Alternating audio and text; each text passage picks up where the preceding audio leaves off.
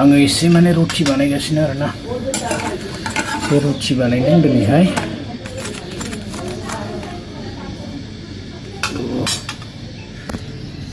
बानायगासिनो नै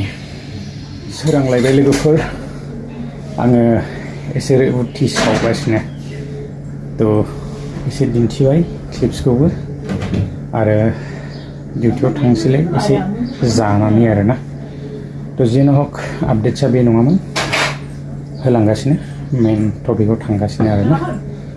बिदेशआव बा बाहेरायाव बेबायदिनो सोलिनो गोनां जायो बर'फ्राबो रुटि जानानै सोलिनांगौबा बोरै जागोन मेन टपिकआव थांदिनि बेनो लोगोफोर दासिमाव जोंहा PM किसाननि जितु 20 नम्बर इनस्टलमेन्ट मा आपडेट्स फैखो जोङो गोबां नेनानै दङ आरो दासिमावहाय जोङो बेबायदि जेबो आपडेट्सफोर मोननो हायाखै जोङो खालि मिथिनोल'सो मोनदों जोंहा 10 तारिखनिफ्राय 15 तारिखनि भितराव हाबनायनि गोबां चान्स दङ आरोना जायफोरा मोनसिगोन आरो साननैसोखौ नेबावथारदो गोबांथार माखासे माने निउसफोरा फोसावबाय हाबसिगोन नाथाय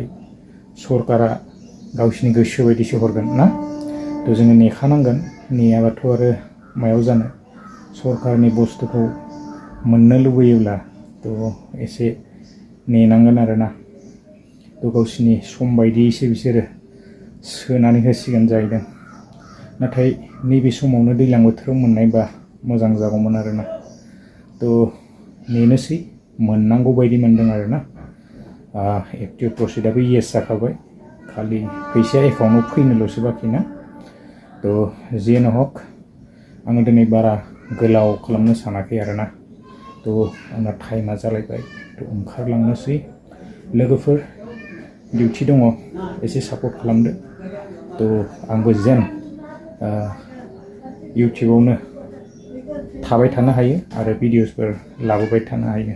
बिदिब्ला नेक्स्ट भिडिअ लोगो मोनगोन गोजोन्थों बाय बाय